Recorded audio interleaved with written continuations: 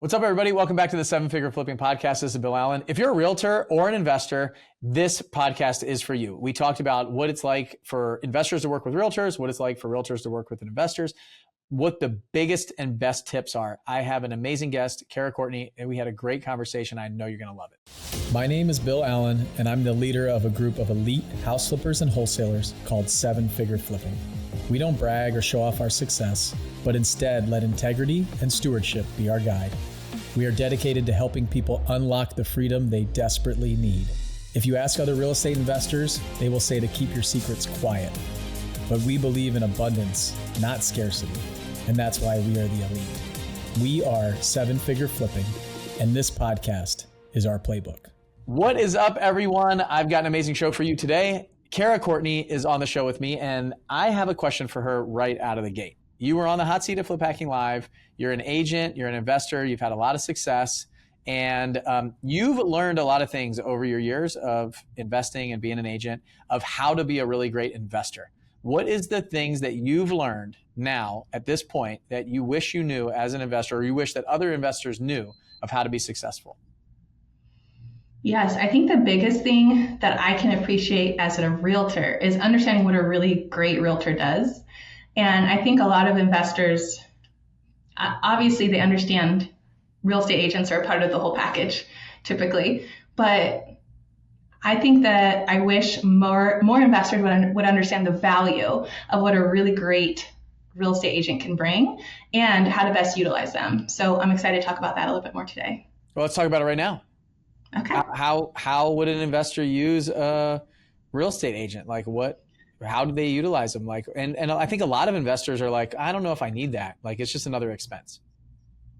Yeah, I mean, I can understand. I have personally seen where somebody thinks they understand enough about the whole process of selling and they tell me what they're going to do.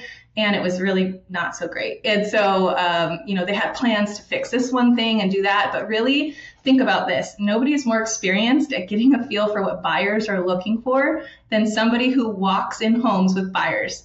And, you might think if you are doing a for sale by owner or something that you're going to get the real feedback. You don't. You don't get it as a seller. You walk into someone's house, you're not sitting there flat out telling that person who you don't know what you think. Having that realtor experience has been, really eye-opening. Literally when we walk in houses, I now know the exact floor that makes the type of floor that makes the majority of people get so excited. And so that's the type of floor that I put into my flips and that I recommend to my clients. But my clients have personal preferences. And the reality is we don't fix up houses to our own preferences, right? We should fix them up to the majority of what buyers are looking for to have the maximum opportunity. So little details like that, I think, is great. So asking for advice on areas. I mean, a lot of agents know what areas buyers are asking about, thinking about, talking about. I have tips and ideas that I can give my buyer clients to get a better idea of okay, so here's the upcoming area. This is what I think is coming. And so if I am being a resource to an investor that I'm working with, I'm going to talk to them about this. We're going to talk about improvements that I recommend. We're going to talk about how single level homes have become a big deal. That's way more valuable than I think maybe the average person would understand, because people are staying in their houses longer now than ever. So having a plan for the big picture is important. Things along the lines of just expertise on what buyers are looking for. And not just assuming because you're smart enough to be an investor. Ask the people who literally are at the source. And then also I would say asking for connections to great partners, whether it's a stager, whether it's the right title company that can get things done quickly, whatever it is there. I mean, agents know, because this is what our job is, all day long, is to work on closing homes. So I would say that's another element of things that you can definitely ask for. And then the other thing that I think is totally underutilized is agent partnerships in regards to finding opportunities. And I know everyone says, no, we know what this is. We do this. This is what we specialize in. But literally get agents on your side and they will be an advocate for you. So for example, which I do have, I have a great partnership with another investor. She buys types of homes that I'm not interested in. I am literally on the search for her. I talk to my other agent friends about it. I am, she's actually been an official investor for our brokerage before. So get connected in where literally she was coming to meetings and coaching us on how to help her. And it's like, wow, okay, great. I don't know what their financial situation was with the broker and her as the investor partner, but consider that that's an element of things that you can take advantage of. And it's like, it's not just another text. I've literally gotten like 10 or 15 texts in the last week from these random people who just look at me like, hey, you got a deal? It's like, well, it's like, if you don't date me or whatever, you'll get to know me more. I'll be more interactive with you. I'm not saying literally date me, but like, you get the idea. Somebody shows up and they just ask for the end. It's not going to work. So, develop that relationship. And I think a lot of really great things can come out of it. So all the investors that are listening, where do they find a good agent like that? Like an agent who understands them? I usually hear most investors like, oh, agents, they don't even know what we do. It's worthless. It's not worth the time. Like how do you do that? How do you do that? I'd say that's a fair statement. I think that, it's not just any agent, and I don't want to make anyone sound like I don't want to sound like I'm, speaking poorly of the profession. But the reality is there's different realtors that have different levels of experience. And I say realtor and agent interchangeably, of course. But I'd say go to the caravans. There are realtors that get together every single week in person. Sometimes they're on Zoom, but in person for, let's say, Carlsbad. If I want to buy a house in Carlsbad, there's literally realtors that get together and they get breakfast. Typically, they usually get to pitch their buyers' wants and needs, upcoming listings, things like that. You don't have to typically be a realtor to go. There are totally the opportunity to be a partner. Like we've got title reps that sponsor. Great. What's stopping anyone from being an investor sponsor? What is this? I don't know. I don't know what this is. It's like I know, as I say, it's so good. So like it's called Caravan. So literally happens regularly. Yeah, regularly. Every single week or every other week, I'm going to venture to guess, across the U.S., the realtor associations are getting their people together. Okay, and so COVID definitely stopped it a little. This is like the local association of realtors? Mm-hmm.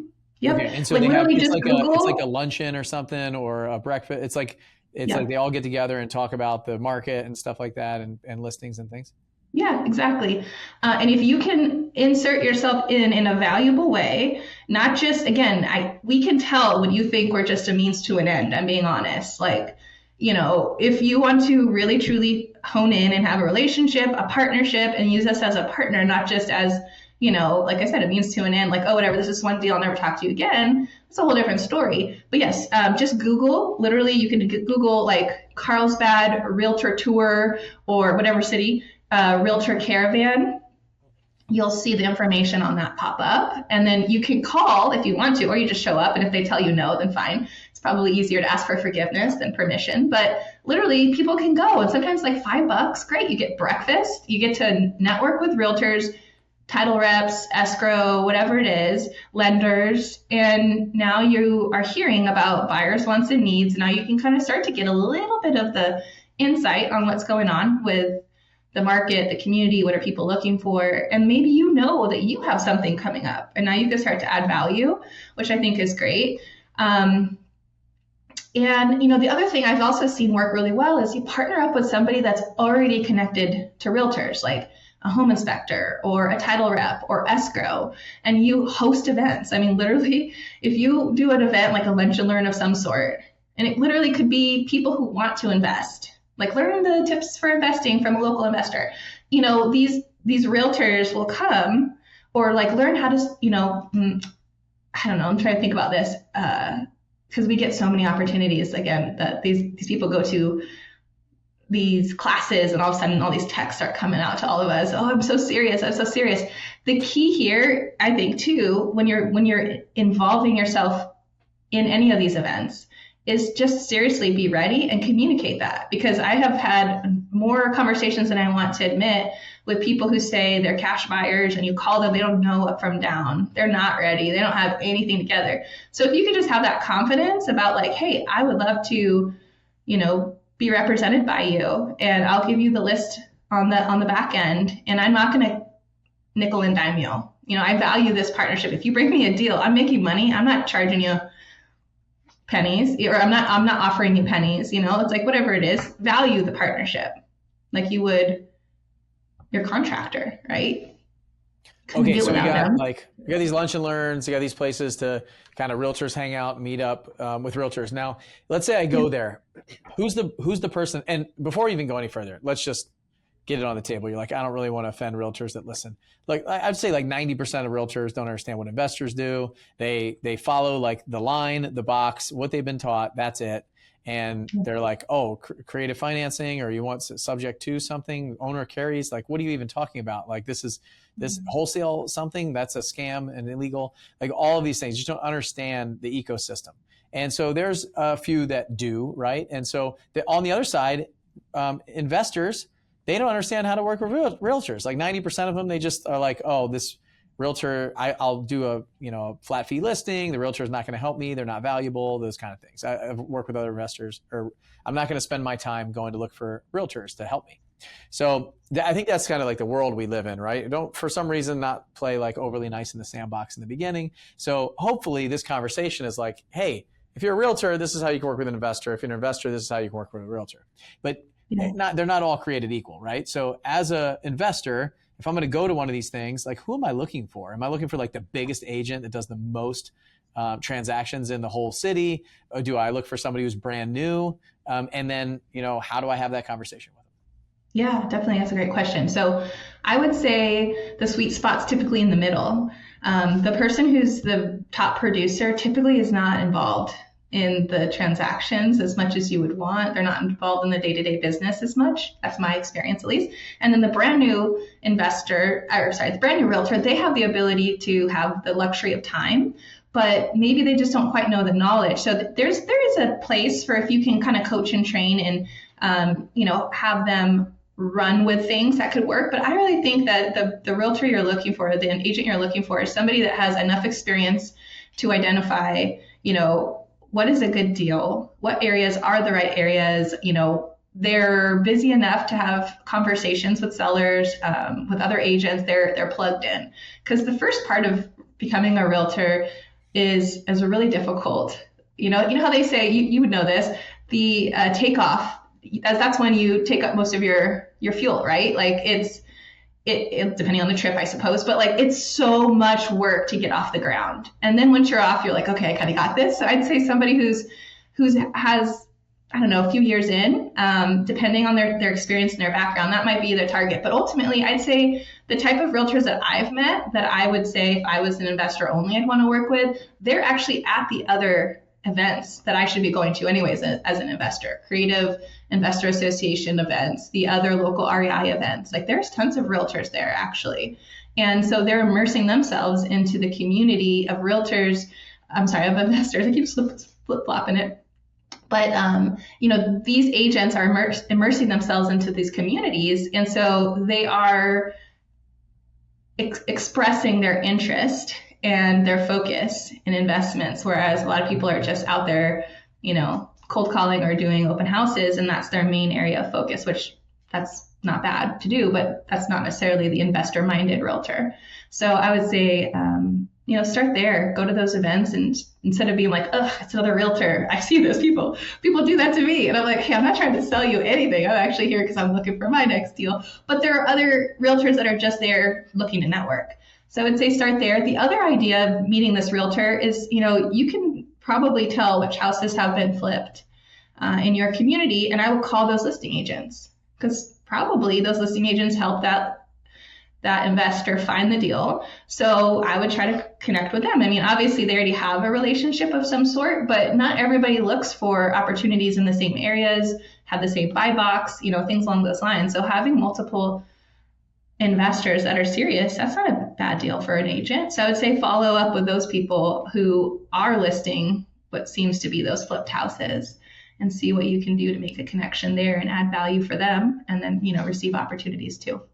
I love that advice, calling the listings of flips and things like that. So we constantly pulling like a list of buyers and sellers that are selling houses that have turned, or I'm looking at buyers that have bought off-market properties or properties for cash, and then they're turning around and selling them a few months later. Those realtors are great. So you mentioned a little bit like how to talk to them and things like that. What should they pay the agent? Like as an investor, how should that conversation go? Like, should they pay a full commission? Should they pay less? Like, what do you recommend from an investor side? You were asking me to go on shaky ground here. There's a DOJ and National Association of Realtors settlement right now, and there's no standard commission that I could talk about. I would just talk with them. I can't give you a percentage, sure, because there's not a standard percentage, and the DOJ is trying to get involved in that whole thing. But I would just say talk with them and ask them, versus assuming. I've seen a lot of people assume, and the investors I like to work with, they'll ask me when I give them a deal. So what do you want? What's on the front end? What's on the back end? What are we talking? And then they'll factor that into their numbers, and I'm happy and they're happy. So that'd be my advice in that case. But I've had other people who are like, this is what it's going to be. And I'm just like, okay, that's not a lot, but I mean, I appreciate it. Right. But I have the opportunity to, to basically come up with a partnership and a plan up front, and then that works out nicely rather than just kind of being told what it's going to be. Let me ask the question differently. What's a good realtor worth? Their weight in gold, literally. Yeah, that's a good question. I don't know how to answer that one without saying. Well, I don't need a percentage, but like, what would a really good realtor do that the investor could say, okay, like if I keep them here, this is how much they're making me? Yeah, well, I tell you what a not so great realtor does, and I'll tell you what I think a good realtor does. So right. A not so great realtor is going to do the basics. I call it the old 3 Ps. They're just going to put a site in the yard, they're going to put it on the MLS, and then they're going to pray that it sells. And this is on the flip side, right? Once it's all done. But really, a great realtor is going to focus on preparation, really making, because I mean, I've seen houses that are flipped and they were not done, but they were on the market. And I'm just like, hey, this is not that hard. Like getting to 90% is one thing, but getting to the full 100 is a different thing. You can only make a first impression once. And so I think a great realtor partner is going to make sure you're prepared, going to walk the property and point out all the areas where there's concern so that you can deal with it and get it handled. The other thing is pricing. A great realtor, and again, I'm using agent interchangeably because not everybody is a realtor, but is what it is. So pricing, it's not just a matter of, well, I want 50 grand more than the last one. I just think that's right. There is a strategy. There's something called pricing on the bridge that I talk to my clients about. And if you think about it, a price like $579, that's not a good price at all. I know you're like, why? Whatever. $575, much better price. Much better price. Because think about it, when you're going on Zillow and you're just a regular old buyer, what are you looking at? You're looking at these engines, these search engines online, and you normally don't say, hey, set my budget for 580. No, you don't say that. You say 575 typically, 600, 625, 650. Those are the types of things that we see. So if you price your house at 579, you are missing a portion of the market that has their search set at 575. So keep that in mind. But anyways, they're going to advise you on that. And then promotion. So I think that that's another huge thing, not just the MLS, but they're going to get out there and they're going to see the potential and they're going to go, run with it and make sure to market it. So staging the home is going to be a huge thing too. I have conversations with everyone about this, whether they're agents who think it's a waste or sellers who aren't sure about it. But on the preparation side, stage the home. I sell homes that are considered super, super low end for our area. I stage every single one of them and we break records. And everybody tells me you don't need to invest that money. It's a waste of money. It's like $2,500, $3,000. It's one of the best investments I make. So and it makes a big difference. Right now, that was interesting what you just said about the price. So I'm on Zillow. Oh yeah, you're back now. On that one. Okay. Well, yeah, I'm interested in this. So it's not something we have talked about this, me and realtors before. But you know what I haven't done is I haven't gone into all these sites and look at the numbers. So here, I just pulled up a couple. So Zillow, Zillow's like drop down menu for maximum. Obviously, you can type in whatever you want, but I never thought to go there and like look at the drop down menus and look at that as tiers of what Yeah. people are searching. So 50K, 100K, 150, 200, 250, 300. It goes by 50,000s all the way up to 1 million. Then it goes 1.25, 1.5, 1.75, 2, and then it goes up quarter millions after that. So, and then once it hits 5 million, it goes up by 1 millions. So the interesting thing is you could also look at like square footage and all bedrooms, bathrooms, all that stuff, which most people are bedrooms, bathrooms. But now I go to realtor.com, and if I was like, what percentage of the market is at realtor.com? What percentage of the market's at Zillow? They go by 150,000. So it's 150, 300, 450, 600, then 800, 900, a million, and from there. So just looking at that would be interesting. I'm an engineer and a data nerd, so when you mentioned that, I was like, I wonder what Zillow's numbers are, because it's not 575. You'd actually have to write that in. Well, that could be it. Yeah, for the $50,000 and the $100,000 are much stronger. You know, kind of. So that's why you might see, 599, 597, where you're in the 600 and below, and then 549, you're in the 550 and below, just drop down. So that was interesting. Yeah. And I'll tell you too, a lot of people are actually set up when they're serious. They're set up with realtors. And so we set up their searches, and typically the $25,000 increments are what we're talking about. But then those other online ones, you can see they're not 80,000. I mean, you could probably manually force type it or something, but it's not going to be an easy way. So pricing on the bridge is definitely a strategy that I talk to all of my clients about. And then the other thing too is sometimes pricing competitively, depending on the market itself, can actually net you far more than if you're you're that super high list price and you're waiting for the one crazy buyer to write the offer. I'd rather have 10 buyers competing against themselves to push the price up than one buyer willing to throw an offer out there if I'm overpriced. So there's a lot to be said about that, but I think pricing is more important than what maybe meets the eye for an investor. What did you do first? Did you get your license first, or were you an investor first? I was investor minded first, but I got my license about 12 years ago, and I started officially flipping homes in 2022. So about 2 years ago. But we had bought our first house in 2009 for the purposes of fixing it up. So I did a live-in 4-year flip. That was fun. And then we've done a bunch of other stuff since then. My husband's in construction, and me being a realtor, it's been part of our lives for a while. Nice. What took you so long to become an investor and start flipping? That's a great question. I think figuring out how to get money to invest after all the other things that were going on in our life, finding that opportunity to have access to funds or figure out how to buy our first place. That was it. And then after that, we were ready. Is that because you were like so fixed on the traditional way of buying a house, or did you know about like using other people's money to buy a house? Because I think a lot of people are like, I'm not flipping houses because I don't have enough money. Yeah, I heard about it.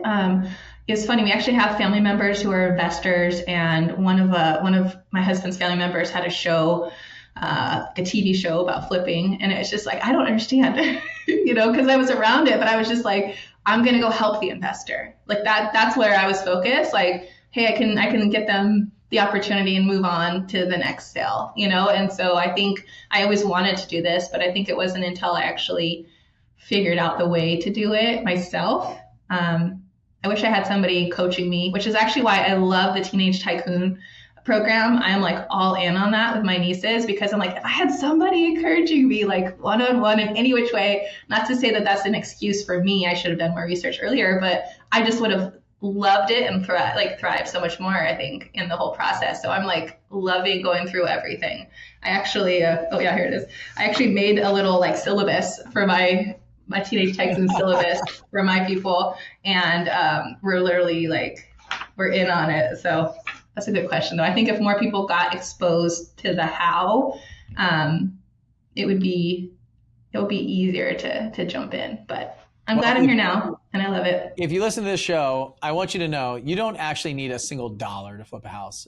You don't. It's just not true. So You can use other people's money. And then so that's the first gap in understanding is like, oh, I have to save up enough money to buy a house, and even a conventional loan or, whatever product you want to use, but you don't need a lot of money. First of all, you don't need it. It's not true. Okay. Then the second piece is, well, who's going to lend me money? I've never done this before. Like this is the mindset problem. This is the problem that you go through. And I did it too. I was right there. I was saving up 20% down payment for my rental houses, and I'd buy like a rental house every couple of years when I moved for the military. It took me, I don't know, probably like dabbling for 5 or 6 years before I was like, okay. And then even then I was like, I used a 50-50 partner. I didn't even start raising money yet. So very easy for me to say because I've been through it, but I hope that you go faster than me because of what I'm sharing. Yeah. So you don't need money, and then you don't even need experience in the real estate to get a private money lender. What you need to do is you need to have trust with that person built already, where they trust you in another area, that you can position that into this. You can show them how you can transfer trust from something that you've done together to a new venture, and then feel comfortable doing that. And you feel comfortable because then it's like, well, now I'm scared that I'm going to lose my friend's money or my family member's money or somebody else's money. I'd much rather lose my money. Well, you don't have any money. So why don't you just wait another 10 years to get started? And I don't know, then you might get started right now. Other people's money is great. You can do it. I promise you. And we can help you. So you've got this. So what happened 2 years ago where you were like, okay, I'm gonna start doing this now? Did you like fall into money? Did you win the lottery? That'd be great. No, so it was actually kind of ironic. We have owned homes for a little while, and we had a ton of equity. And it was like, I didn't have a credit card. I don't like credit. It's one of those things. And I was like, I just feel like we need to get a HELOC. I don't know. I just think we have a ton of equity. Let's just get a HELOC. And we went to our local credit union, and they had a 2.99 introductory rate. And I was like, I don't have anything I want to spend this money on, but we'll see. And at the same time that happened, we ended up coming across an opportunity that was like, we just couldn't pass it up. Like, and we knew we wanted to do that. Like the second I got the money, I was like, maybe this could work out. Like we could potentially use this to kind of jump into the side of the business that we've been interested in. My husband had the time.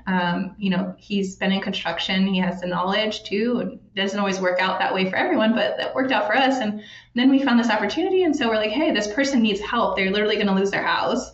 And so we showed up, and they were like, here's what I want. And we were happy to meet that. And it was a hoarder house, and it was a lot of work, but it worked out amazing. And we were able to create a house at the end that was better for the community. People were so happy that the neighbors were like loving us because it wasn't pretty. And then it was. So that was kind of what kind of allowed us it was the two things kind of coming together overall. I mean, we had always talked about wanting to do it, but just never really got around to it. So you still use your own money in all your deals? Currently, yeah. I self-fund everything. And I will say we used a hard money lender once on one of our deals, and that was fine. It worked out. But I'm actually raising $450,000 right now in the next 2.5 weeks. So I just got a $200,000 commitment this morning. So I got $250,000 more to go. So I'm learning and growing. Okay. So how did you get a $200,000 commitment? So telling people what I'm doing and having relationships that, like you said, people trust me. And so this is another agent that I know who is familiar with the area, familiar with what I'm doing now, and they're very happy to help overall. And you had a previous relationship with them? Mm-hmm. And how did they find out that you were raising money? I just told him this morning. Well, I've had conversations with him in the past about the idea that I would be doing this one day, and I finally just told him, okay, this is what I'm doing. I'm doing it by the 15th. He's like, count me in for 200. Nice. Yeah. You said you don't have a credit card. You don't have a credit card right now? No, I actually just got one. I have not used it yet, but I want to get points. That's my only motivation is the points I'm missing, because now in our flips, we spend over $100,000 on each one.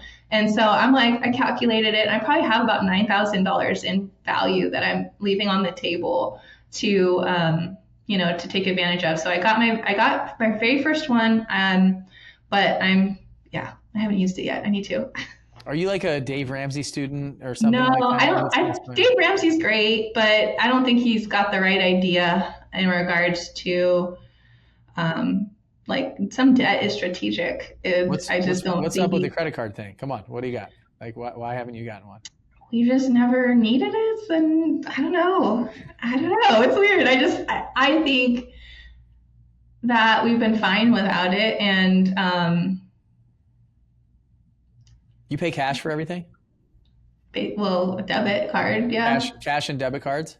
Yep. Okay, so so I don't know that I've ever met anybody who's not like a diehard Dave Ramsey follower. I know it's unique. I get it. Runs this. Like, if you had like a bunch of envelopes at your house with cash in it, I'd be like, no, okay, this makes sense. I haven't done that. I just did an interview on my YouTube channel with George Camel. He's a Dave Ramsey personality. Like, he runs the podcast and stuff like that, and YouTube channel and stuff. And we went on for like 30 minutes, 20 minutes probably, about the credit card problem in America and stuff like that. So it was interesting. I definitely am not trying to like shame you into spending money on your credit card at all. Like, don't feel like I'm like, you have to have a credit card. I can't believe it. Because it is like, it's like socially accepted for everyone to have a credit card. The problem with credit cards is it's just all consumer debt. So like, if you're adding consumer debt to it, that's a bad thing. But and I do think that you do spend more money when you put a credit card in the mix. However, I feel like you do the same thing with a debit card. Debit card is very much like, it's still a piece of plastic that says I have money. You're not checking your balance like every second of the day. And spending cash is way different than using a piece of plastic. So the Ramsey thing with the debit card, I was like, I'm not buying it, man. Like, I just really am not buying the fact that you treat your debit card a lot different than you would a credit card. I think that you treat it similarly. And then I think the cash situation is way different. Like, if I have to pay cash for stuff, I'm like, I don't know. This is like a lot of cash. I'm counting it out. Like, oh my gosh.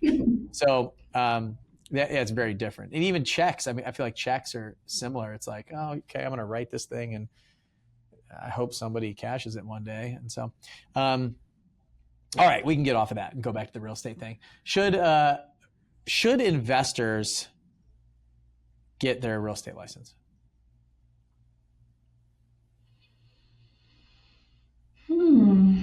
I don't know that it depends on their reasoning for it. What if they want to get it because coach me. I'm an investor. I'm like, oh man, I listen to this podcast with Cara. She's got her license and she's doing a bunch of stuff, and I should get my license. Yes or no? Yeah. So I know it's hard to understand if you're not in it, but there's so much to know about real estate. Getting your license to do a couple of transactions a year, or 10 transactions a year, without knowing really the ins and outs of the forms and what we're doing and strategically how to do stuff, like, you could lose more money. I literally could have seen some clients lose more money than they paid me. And they came up to me with an idea, or they were going to accept an offer, and I was like, heck no. Or they had some buyer's agents telling them this is how it is. It's like, no, it's not. And it's funny, there's actually an agent within our community, the 7FF community, that is licensed. They focus on other things and real estate, but there are certain things that we were talking about that their broker told them. And I was like, heck no, that's not what you do. And they saved a ton of energy and time by, not to say that I'm ever going to say, don't listen to your broker, but it was just like, oh, here's how you should negotiate the request for repairs. And I was like, you do not have to negotiate the request for repairs that way. So I think there's plenty of brokers that people shouldn't be listening to. For sure. I have a license in Florida. I've been in multiple brokerages. A lot of them are broken. Like, their brokers they're lost. They don't understand. Especially when it comes to investors, like, they're totally lost. Like, it's just very much like straight and narrow. I don't know. Maybe I'm a little bit jaded for some of the brokerages I've been in, but like, I know you're trying to be political. So I'm perfectly fine just like laying the hammer down. Like, if your broker's an idiot, don't listen to him and go to another brokerage. It's that simple. Like, if something doesn't sound right, like, ask for other opinions. Like, don't just take their word for it because they have more experience, or I didn't say more experience, been doing it longer. Like probably the wrong experience over a long period of time creates bad habits. Yeah. Yeah, no, there's so much that I see that, it's funny, if you ever talk to a realtor, one of the worst things you can tell them, like if you're another realtor, is be like, well, I've been in the business for 25 years. It's like, those are usually the ones that you try to run from because it's going to be the worst, the worst experience ever. It's like, great, you've done whatever, such and such many deals. I did that many, like, last year or whatever. It's like, not that we're trying to have like a pissing contest, but just it doesn't matter. Old dogs, old tricks, there's status, there's all kinds of stuff in these brokerages and these realtors. Honestly, it's kind of, I mean, you see it with investors too. There's really good ones and really bad ones, right? The extremes are the really bad ones give the rest of everybody a bad name most of the time. Same with contractors. Like there's really great contractors out there. And it takes a little bit of work to find them. I would say work with the top 10%, 5%. Like the top few percent are the elite. And so I agree with you, Cara, when you were like, because I remember when I was in Pensacola, so I was building my business and there were a couple Pensacola realtors that were really big agents, right? And I'm like, oh, if I could work with them, like they're plugged into the market. So I sat down with them, spent time with them. You're right. They're kind of unplugged from the day to day. They got other agents out there working with them. Like they're not hustling. They're kind of like comfortable. And it's just, knowing them, being like involved in a somewhat of a relationship with them, and just saying that you're a real person, not this like sleazy, slimy investor out there that it's like the default that we get a lot, was good. But I mean, they never sent me any deals or we didn't work together. And then it was the realtors like you talked about that were out there like hustling and working and in the day to day. And then all the other connections that I got with like great title companies and great home inspectors and those kind of things. I can name them all right now, like all the people. And when I asked you about like, what's a good realtor worth? I love your answer because it's very much a relationship business. It's like, if you care about me, I'm going to care about you. If I'm a number to you, then I'm not going to work with you. If it's just like, oh, you're worth like 1% or 0.5% or 2% or whatever it is, or, I'll bring you lots of transactions, but I want to pay you way less money. It's like, look, if I'm not helping you and serving you and making you more money, then I shouldn't get paid. And so if both parties have that attitude, then I'll work. Let's work together. Like, I want you to make more money. Like, Cara, I want to pay you as an investor and you're the realtor. I want you to make more money because you go out there and find me more deals. Mm-hmm. And as long as I'm making money and you're making money, we're all happy. And when somebody gets greedy, like money is the problem. People like it changes you. The wrong people. It changes the wrong people. So the right people are going to make the right decision, whether there's a lot of money or a little money on the line. And that's what I want. I want that from a realtor. I want that from an agent. I want that from a title company. I want that from a contractor. I want that from a home inspector. I want it from everybody. Yeah, totally. And I think that it makes all the difference in the world. That's hard to know. Like, because if you don't experience it, it's hard to know really and how to wrap your head around the true value that a really great partner can bring. But I guess my encouragement to anyone listening is just really evaluate how you have been interacting with your agents. If it's just, hey, you got a deal. And this is another point I want to say that I think you could add value to an agent, like you were saying, without it taking anything away from you. Because guess what? When you as an investor get an opportunity, whether it's off market from maybe just regular off market direct to seller, their numbers don't work for you. Great. What do? On to the next? Or do you say, hey, sounds like you really do need to sell your house. I am not the one to buy it right now. Like the numbers aren't making sense from an investor standpoint. I know an amazing realtor who can help you sell this house. I'll make a connection for you. You guys can take it from there. Now, guess what? You just gave a listing opportunity to your partner. Are they going to be happy about that? Absolutely. Will it work out? Maybe, maybe not. But you are adding value because you're already coming across these people. And whenever it doesn't work, think about, saying thank you and passing on an opportunity. So I think that's a big one and an easy way for those of us who are coming across opportunities off market, and they would probably be better suited for retail if they're not wanting to work with us. And then now that seller is happy, you're happy that, you saw the opportunity at least, moving on to the next one, you're getting closer to your next deal just by, pure numbers game. And then the agent's going to be happy too, because they have a new opportunity to help somebody. So that's like a little tip. Yep. And this is a big reason why I got my license, because we were driving so many leads and so much traffic to agents that I wanted to figure out how the business was going to make a referral fee from the agents legally. And Yeah. so I got a license. We have a couple agents in the office that got licensed, and that way we could drive a ton of traffic to agents. And that's the biggest thing. Like, that people wanted to work with us, and so then they come to me because I have a big company. We're driving a lot of leads and traffic, and we want signs in the yards. They want signs in the yards. So how can we help you? How can you help us? And that's the way to go. If you can give without expecting something in return, you're going to get a lot in return. So, okay. Maybe you can talk just a little bit about yourself. Like, where are you located? What are you focused on? Those kind of things. And where are you going as we wrap up the show? Yeah, that's awesome. So I'm located in North San Diego. I was born and raised in the area. I lived out of area for like a year and a half in Australia, but that's where I'm from, here in San Diego. So love it. Yeah, I've been focusing on real estate, as I mentioned, for a little over 12 years, and I just have loved it. I love the idea, though, of investing, so that's where I'm going. I'm always going to be a realtor. I'm actually a broker, technically, called a broker associate. So I can do my own thing, but I chose to hang my license with EXP. So just putting it out there, if anyone is looking for an investor-friendly brokerage, you can reach out to me and tell you about it. But EXP is super easy, and they were very friendly for personal deals. I think I paid $355 for a personal deal to run it through the brokerage and be done with it, whereas other brokerages are taking the full cut. So yeah, I've focused on helping buyers and sellers so far. I want to still do that. I love the seller side of things because I can add a lot of extra value.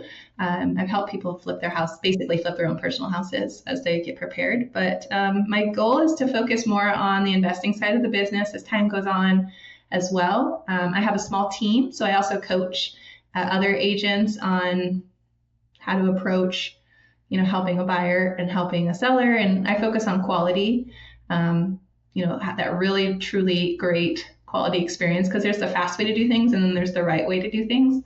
And the good news is when you slow down, you speed up. That's my experience. So you do a great job, you help people, and they realize it, and then they'll become walking billboards. You'll probably never see my face on a billboard. So yeah, that's kind of where I've come from, where I'm at, and where I'm headed. I love focusing on mobile homes. So that's my little area of focus. So if anyone has in San Diego area is scared of mobile homes and doesn't want to be involved, I'd be happy to take it off their hands. Yeah, that's awesome. I have my license at EXP too. I know Kyle Robinson has been talking to me for years and years and years, and I've been just frustrated at different brokerages, especially as a high performing investor, and it's been great. So, okay, you came to Flip Hacking Live. You were actually on the hot seat at Flip Hacking Live, so your name got called, you got pulled out, and then you've been inside of our program for a little while. Like, what are some of the things that you got from that? And what would you recommend to people who are like kind of on the fence of coming to the event this year in October, or like learning more about some of our programs? Yeah, I would say it was a really great experience to show my commitment to myself. So, it's easy to be busy, and I think that many times we can make up more excuses than not for reasons why we don't do the things we want to do. But if you can commit yourself and your time to something, I think it shows yourself, hey, guess what? This is something I'm doing. And it kind of just gets the ball rolling. So if someone's on the fence, they're not necessarily sure they want to go because they're not an investor or whatever, I think it's just a mindset. Like, I might not have gotten my first flip, for example, beforehand, even though I had, but I'm an investor now. Like, this is what I'm doing. And then it was fun to do videos and put it out there, and that started conversation. So I would say if you're on the fence, just commit for yourself and go do it. And it was worth it. I loved it. It was fun. It was in San Diego, so it was easy for me to make the drive down. But I think that, the connections that you make with other people who are going through similar circumstances, being able to just hear from the stage so many great things. I literally have pages of notes still on approaches, and I'm doing, I literally used a sentence from Lyle this morning. Somebody asked me about it, and then so the laser coaching has been great, and just being exposed to new ideas. I think all of that has added so much, because in a similar way to real estate, where you can find a lot of information online, it's like, what is right, what is wrong, what is up, what is down. It's almost like too much information out there to really have that guidance. But I think my experience so far, at least, has been in the program. I don't say that like I'm expecting it to change, but like my experience has been, being able to follow a pretty logical like pathway of learning, to really start from the beginning, go through the learning platform, and then the accountability groups are really awesome because they've gotten a lot of great tips from people that I've been exposed to and are developing more relationships. So I like Nice. that. Had you ever invested in a program like that before, or yourself before, in something like that, like a coaching program? Yeah. I love coaching. I've been a part of coaching programs for real estate forever. And so I figured, if I'm going to do this, which I want to, and I'm going to, why not? And so I did my research on different programs out there, and I found that this was the one that most aligned with me. Nice. Well, we're happy to have you. I remember like when I invested in seven-figure flipping for the first time, I had never bought anything, like a course, a program, an event, anything. It was just such a hard decision. So I know what people are like when they go through that. So I'm always curious if people have been investing in themselves for a while. It usually makes your decision a little bit easier. So like now I'm a better buyer for something like that. Like it's a lot easier for me to invest in myself. But in the beginning, it was like really, really hard. And just because I had so much formal education, I put all my money there. That's also why I love Teenage Tycoon, is these kids are starting to understand that their parents are actually like investing in their future. Because for me, it was like my soccer coach was paid for. My college soccer coach was paid for. My entire college was paid for by the government with ROTC scholarship. My grad school was paid for by the government. My test pilot school was paid for the government. $2 million of our tax dollars money went to my formal education. So I never actually had to pay for any of it. So like I didn't even really necessarily appreciate it. And then when I had to pay for it, I was like, whoa, wait a second. Like, what is this going to get me? It's my money, and I started looking at it like a liability instead of an asset. So it's a lot of the stuff that we talk about with the kids. So how can people find out more information about you? They want to go deeper into your story. There's two questions I have. How can they find out more about you? And we have a big audience in California that listens to the show. Like, how can they help you? Like, what do you need? You mentioned some money. What are some other things that you might be looking for you to use this as something that can benefit you? Yeah, great question. So they can find me online. I'm on Facebook. I'm old, right? I literally got Facebook when it first came out. It was pretty fun. Or Instagram, it's lovewhereyoulive.cara, Kara. And so that's me. I'm not really big on Instagram. I know, kind of like the anti-millennial, but it is what it is. So that's me. And I have a website if anyone's wants to check out properties in California. It's called CaliforniaHomefinder.com. So check that out. And then ways to help, I guess. Biggest things at the moment, I suppose, is between now and July 15th, when I don't know when this is going to come out, I'm raising that $450. So private money is always welcome, of course. And then I think ultimately mobile homes. So that's my ask as the investor. If coming across any opportunity, I mean, literally land lease, 55 plus, any of that, not land lease, all ages, all of the opportunities, I'm open to taking a look at that. And it's like a whole other thing. So a lot of investors are a little bit weary of it. And it's actually kind of fun being a realtor, because I get like 15 texts a week, and I literally will text them back, hey, do you buy these types of homes? And they say no. And I'm like, great. Wholesale them to me then when you get it. And I've not yet had somebody do it, but I kind of feel like there's some disappointment on the other end when I flip the script back, but it's okay. So money, private money for some of your flip deals, and then mobile homes in Southern California. And if anybody's looking to buy or sell in that area and wants a great realtor, then reach out to you. Does that sound like a good wrap up? Yeah. And I guess there's one new thing I'll share. We have an opportunity within EXP, which is really awesome in many, many ways. The idea of offering bigger companies kind of like an enterprise discount. It's like a special program that can help with giving back to employees. for no cost to the company. So I know that's a little bit obscure, but if anyone's interested, just reach out and I'll tell you more. But it's pretty awesome. It's kind of like a relo type program, but just for local businesses that have, or common interest groups. I'm super excited to help, churches if they want or whatever. It's like an opportunity anywhere in the world, technically. We have 89,000 agents everywhere throughout the world, primarily in the North America. But that's a really cool new program that we launched, and I can help with that too. So if they own or run or know a big company that is moving people around, you're talking about.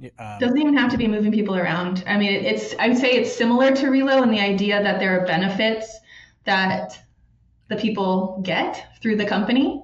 But the idea is if you just have a local company, let's just say Qualcomm here in San Diego, and you're part of Qualcomm and you want to help your employees,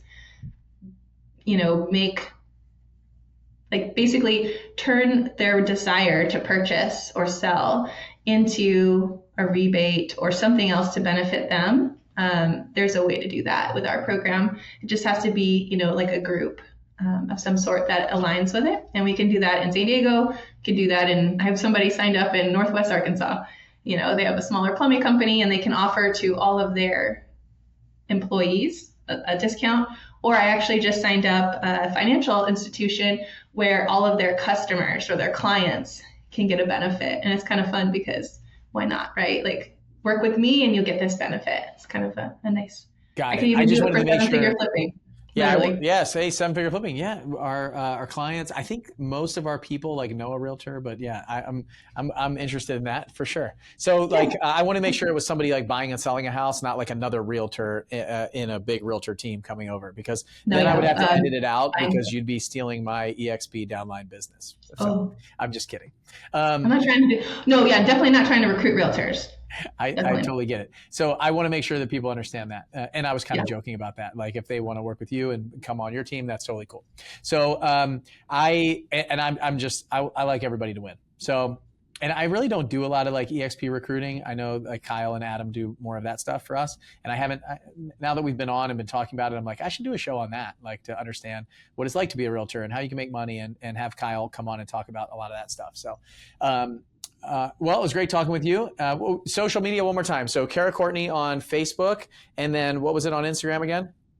It's lovewhereyoulive.cara. Lovewhereyoulive.cara, Kara. And if you're listening and you're interested in coming to Flip Hacking Live, we're going to be talking a lot more about that over the next month or so. It's virtual this year, October 10th, 11th, and 12th. But I'll be talking a lot more about that. And then our 7-figure runway program is open. And if you want to jump in there, like Cara was talking about, the accountability group calls, the laser coaching, a lot of the stuff that we do inside of there. If you're a newer investor just getting started or just starting to scale up your business, that's perfect for you. It's the number 7figurerunway.com. You can drop an application in there and we'll jump on a call with you.